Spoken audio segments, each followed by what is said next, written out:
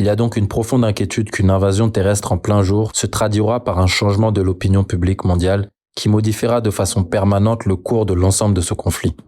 Donc on a vu au cours des dernières semaines que le sionisme exerce une influence politique considérable sur les États les plus développés du monde et aussi que le gouvernement israélien agit sous l'effet de cette idéologie. Quel est le but ultime de ce mouvement? Quel est l'état d'esprit de ces personnes? Le projet sioniste est absolument clair. L'établissement d'un État israélien qui s'étend sur toute la Palestine et au-delà, même dans certains États arabes.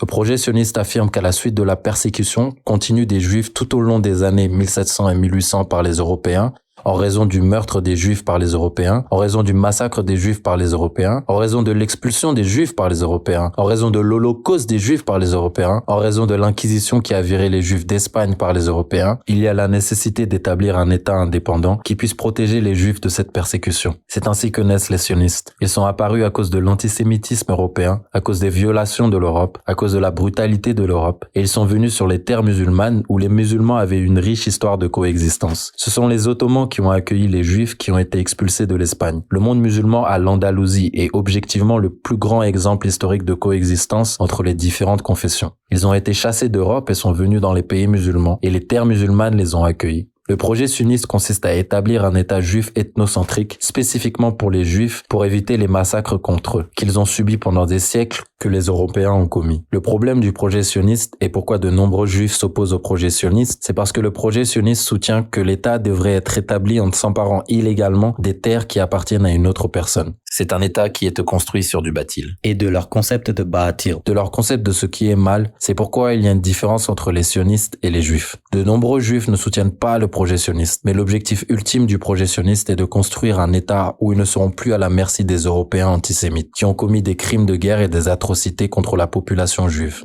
Et c'est l'une des plus grandes tragédies que les victimes de ces atrocités commettent aujourd'hui ces mêmes atrocités contre un autre peuple dans le cadre de leur projet pour établir cet État. Mais dans leur croyance, est-ce qu'ils considèrent que les autres êtres humains ne sont pas de vrais êtres humains? Ils sont là pour nous servir. Est-ce qu'ils ont ce genre de mentalité?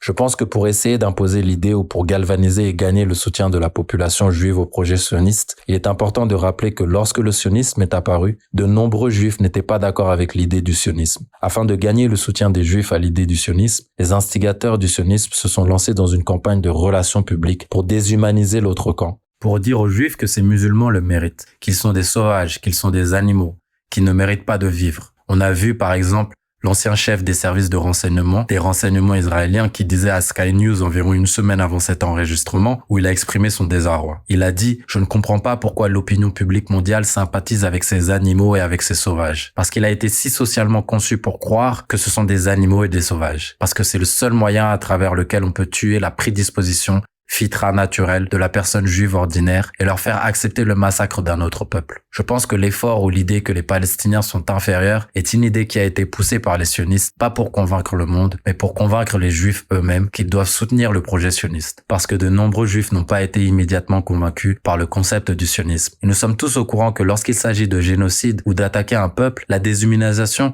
est la première étape, afin de faciliter la mise à mort et le massacre d'un autre peuple, en les convainquant que les autres peuples sont des rats ou des cafards ou autres. La façon dont les nazis parlaient des juifs, la façon dont les sionistes parlent aujourd'hui des musulmans, la façon dont la droite BJP en Inde parle des musulmans, ou maudit persécute les musulmans, je pense que c'est dans ce contexte qu'ils déshumanisent l'autre, dans la mesure où, s'il est vrai qu'ils essaient de convaincre le monde qu'ils ont un droit en tant que projet sioniste, je dirais que la déshumanisation est d'abord et avant tout destinée à la population juive qui ne se sent pas à l'aise avec le projet sioniste. Mais d'un autre côté, on a récemment vu que Netanyahou fait des déclarations qui contiennent des références à leurs textes sacrés. Vous rappelez-vous des Améliquettes? Je pense que lorsque Netanyahou cite les livres saints juifs pour justifier ce qu'il fait, je pense que c'est ici que l'on voit les similitudes avec Daesh, où ils utilisent les ayats coraniques et les mauvaises interprétations des ayats coraniques pour justifier des choses que l'islam a explicitement interdites. Et c'est là que l'on voit le lien entre Netanyahou et Daesh et les similitudes entre Netanyahou et Daesh dans la façon dont ils manipulent les versets religieux pour justifier ce que leur religion interdit et ce que leur religion condamne.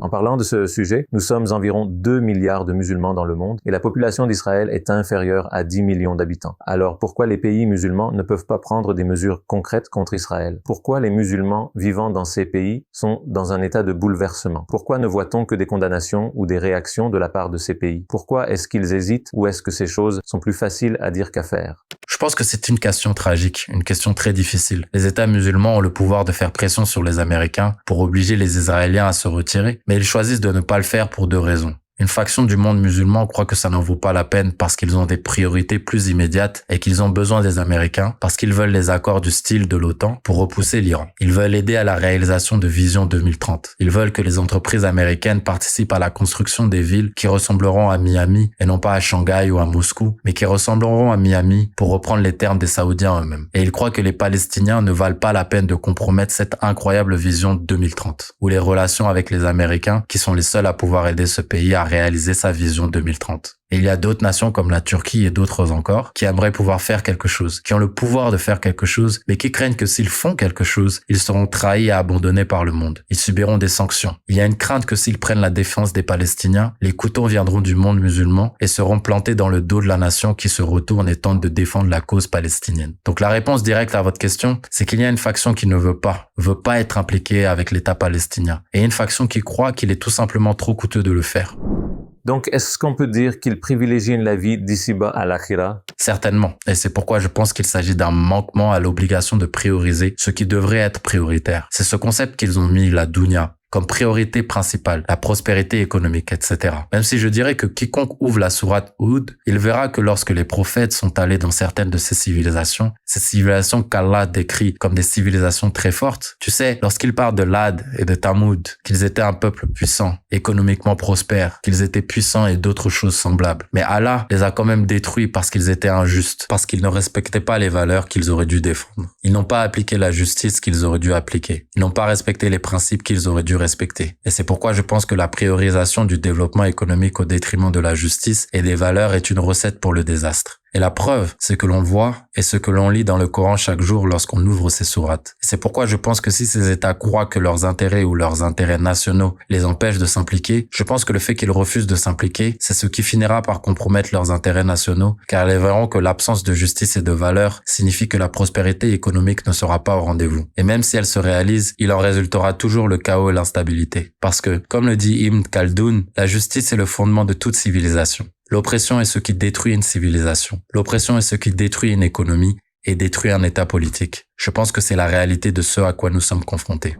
En tant que musulmans, nous observons malheureusement ces événements. Chez nous, on se sent impuissant. Que diriez-vous à un musulman qui demande « Qu'est-ce que je peux faire en tant qu'individu à part partager des posts sur les médias sociaux ?» Je pense que la première chose à faire est... La question est formulée comme si les posts sur les médias sociaux n'avaient pas un grand impact. C'est le cas. Et même si c'est tout ce que vous pouvez faire, continuez à le faire. Ça a un impact énorme. Quand Elon Musk est sous pression des Européens pour imposer des restrictions à Twitter, c'est parce que votre voix fait la différence. Et ce que l'on voit aujourd'hui, Ahmed, c'est que la Ummah se mobilise. Elle crie, elle rugit. Quand la présentatrice de la BBC s'excuse pour ne pas avoir respecté les normes journalistiques, elle ne s'est pas excusée parce que les Israéliens le lui ont demandé. Les Israéliens étaient satisfaits de la couverture médiatique. Elle s'est excusée parce que la Oumma a écrit sur les médias sociaux, elle a montré le contenu palestinien, elle a convaincu les personnes neutres que les Palestiniens étaient ceux qui ont une cause juste. La BBC reçoit tellement de plaintes et tant de pression de la part des médias sociaux qu'ils se sont excusés. CNN s'est excusé. Sky News s'est excusé. Quand le député va visiter les mosquées pour tenter de calmer la colère du public, c'est à cause du musulman ordinaire qui se rougit sur les médias sociaux. Quand Israël rencontre les responsables des médias sociaux pour leur demander de shadowban des comptes, pour leur demander de limiter la portée du hashtag Palestine, ils ne le font pas parce qu'ils s'inquiètent que les gouvernements diffusent ces informations. Ils sont inquiets parce que le musulman ordinaire le fait. Vous pourriez vous sentir insignifiant. Mais, Indallahil Azim, aux yeux d'Allah, c'est significatif. Ça fait la différence. Ne le sous-estimez pas. La réponse à cette question, la raison pour laquelle ce n'est pas clair, c'est parce que ça dépend des pouvoirs que vous avez. J'ai parlé lors du hackathon, j'ai vu de nombreux musulmans qui essayaient de créer des applications qui leur permettaient d'identifier et d'aider les musulmans ordinaires à télécharger une application où ils peuvent scanner le code barre d'un produit et ils sauraient que s'il vient des Israéliens ou non, afin de savoir s'ils doivent le boycotter ou non. Il y a d'autres personnes qui font des applications pour leur montrer une liste des lieux où des manifestations sont organisées afin qu'ils puissent facilement identifier les manifestations qui se trouvent près d'eux, qu'ils peuvent rejoindre pour sensibiliser l'opinion publique. Ce sont des experts en technologie qui utilisent leur capacités technologiques, qui utilisent leurs compétences technologiques afin de contribuer à la cause. Je ne suis pas un expert en technologie. Ce n'est pas en mon pouvoir, mais c'est en leur pouvoir. Et ils en font la promotion. Mon pouvoir est peut-être devant la caméra ou autre. J'utilise ce pouvoir.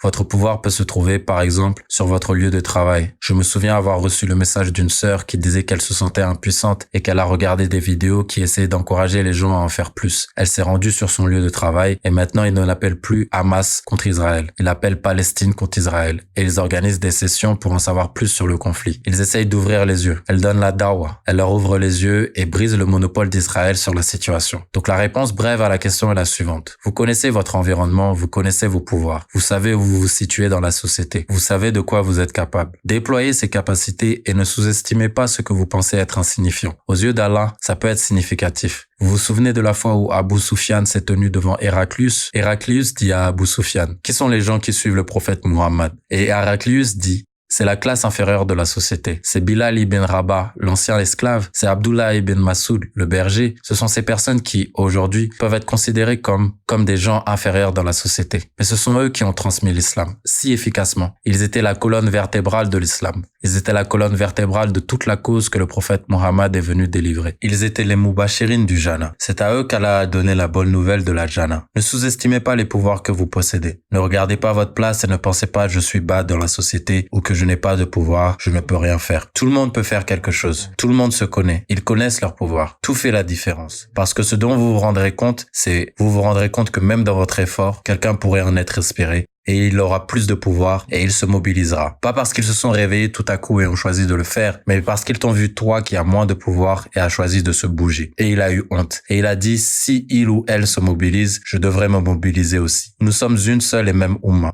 Quand la main droite se lève et que tout le monde voit la main droite, la main gauche vient avec. Et la tête commence à bouger avec elle. Puis le corps se met à bouger avec elle. Quand on se voit sur les médias sociaux et les efforts que tout le monde fait, les gens font des ventes de pâtisseries pour récolter de l'argent pour des œuvres de charité. Les gens sortent pour manifester. Les gens parlent sur les réseaux sociaux. Les gens créent des applications. Les gens vont... Toutes ces choses, quand je les vois sur les réseaux sociaux, je sens l'adrénaline dans mon corps. Parce que je me dis, Subhanallah la Ummah se mobilise de la Malaisie aux États-Unis. J'ai besoin de me bouger aussi et d'essayer de faire quelque chose aussi. Et c'est comme ça qu'on s'encourage mutuellement. On s'encourage les uns les autres dans ce qui est droit et ce qui est juste. C'est ça ma réponse. Faites ce que vous pouvez dans l'environnement qui est le vôtre. Rien n'est insignifiant. Tout a une valeur. Tout a une signification. Bougeons comme un seul corps. Inch'Allah. Inch'Allah. Est-ce que vous pensez que ces événements récents pourraient avoir un effet similaire à celui du 11 septembre, dans le sens ils augmenteront l'intérêt et l'inclination du monde pour l'islam? On voit sur les médias sociaux que des gens qui n'avaient rien à voir avec l'islam auparavant ont commencé à faire des recherches sur notre religion et à commander des Corans à un moment où Israël et les pays occidentaux, en particulier la Suède, tentent de dénigrer l'islam et le Coran. Le résultat inverse pourrait-il se produire? Les beaux jours de l'islam sont-ils proches? Je pense que l'une des choses qui valent la peine d'être notée, quand les musulmans ont tendance à dire que, vous savez, la Ummah a l'air sombre ou l'avenir est sombre, la réalité est que l'islam reste et continue à être la religion qui connaît la croissance la plus rapide dans le monde. Pour tout ce qui a été dit sur la répression des musulmans en Europe, de plus en plus d'Européens deviennent musulmans. Pour tout le discours sur la répression des musulmans aux États-Unis, de plus en plus d'Américains se tournent vers l'islam. La réalité, c'est qu'Allah préserve sa religion tout seul. Allah n'a pas besoin de nous pour préserver sa religion. Allah se débrouille tout seul. On voit des gens comme, par exemple, Paul Williams, un Anglais converti à l'islam, qui figure aujourd'hui parmi les 500 premiers et 500 musulmans les plus influents du monde. On voit qu'Allah nous fournit ces exemples pour nous rappeler que le nour de l'islam continue à se répandre indépendamment du refoulement et de la répression que l'on voit l'ordre mondial imposer à l'Ummah, voire opposer les musulmans. On a vu qu'à la suite de l'initiative de la répression de Modi contre les musulmans en Inde, on a vu de nombreux hindous qui soutenaient Modi devenir musulmans et qui se prenaient en photo près de la Kaaba et disent « Je n'ai jamais pensé que la persécution des musulmans m'amènerait à prendre le Coran et me permettrait d'entrer dans l'islam. » La raison pour laquelle il y a tant d'inquiétude au sujet de ce qui se passe dans le monde musulman, c'est parce que peu importe combien de répression il y a, l'islam continue à prospérer. Je me souviens d'un journaliste français qui disait qu'on a un problème en France et je me suis dit quel problème? Il a dit nos héros sont le musulman Paul Pogba, le musulman N'Golo Kanté, le musulman Zinedine Zidane. C'est tous ces gens qui ne sont pas des Français blonds aux yeux bleus. Et dans ces mots, j'ai peur pour une génération qui verra ces musulmans comme des héros qu'ils devraient imiter et qu'ils devraient suivre. La raison pour laquelle il y a tant de répression contre les musulmans aujourd'hui, ce n'est pas parce que les musulmans sont en train de perdre, mais parce que de plus en plus de gens entrent dans l'islam et deviennent musulmans. Parce qu'Allah la préserve, parce qu'Allah est maître de la situation, parce qu'Allah ouvre les cœurs. Et c'est pourquoi je pense que quand il s'agit de la question de l'état de l'islam et de l'entrée des gens dans l'islam, l'époque n'a pas d'importance. Et ce qui se passe dans l'époque n'a pas d'importance. De plus en plus de gens entrent dans l'islam parce que c'est la parole d'Allah, c'est le message d'Allah. Et c'est ça qui résonne dans le cœur. En tout temps, à toutes les époques, jusqu'à la fin des temps, jusqu'au jour du jugement, Inch'Allah. Dernière question. Que pensez-vous de Towards Eternity et de son rôle dans la diffusion du message de l'islam en 8 langues? Bismillah, mashallah. Pour être honnête, je ne cache pas le fait que je suis un fan de Towards Eternity. Principalement parce que de 1, ils produisent du contenu dans lequel ils montrent aux jeunes musulmans le fait d'apprécier l'islam, d'apprécier leur identité et être fiers, cette dernière, apprécier leur connaissance de l'islam, la déployer d'une façon dans un environnement dans lequel on peut s'y identifier et permet de le reproduire, même au sein de sa propre famille, de l'imiter, même au sein de son propre environnement, la capacité à montrer l'islam d'une manière qui fait que quelqu'un puisse sentir que c'est pertinent à leur vie quotidienne, qu'ils peuvent montrer des jeux et des activités qui peuvent être faites dans leur vie quotidienne. Je pense que Towards Eternity est très unique dans son approche à cet égard. Le fait qu'elle s'étende dans 8 langues différentes Montre qu'elle est capable d'atteindre l'Oumma et les médias sociaux. Il faut aussi donner la reconnaissance aux médias sociaux, parce qu'ils nous permettent de construire ces ponts avec les autres sections de l'Oumma, dans le sens où une vidéo peut se répandre dans tous les coins de la Oumma. On reçoit tous le même message. On est en train de reconstruire tous ces ponts et on reconnaît les mémoires de la Oumma, les uns aux autres, dans le sens où moi, qui suis originaire d'Afrique du Nord, mais je suis né et j'ai grandi à Londres, je suis profondément lié à ceux qui filment en Turquie. Et ceux qui sont au Pakistan sont profondément avec nous deux. et ceux de Malaisie sont profondément liés à l'Afrique. Je pense que Towards Eternity fait partie d'un très petit groupe d'organisations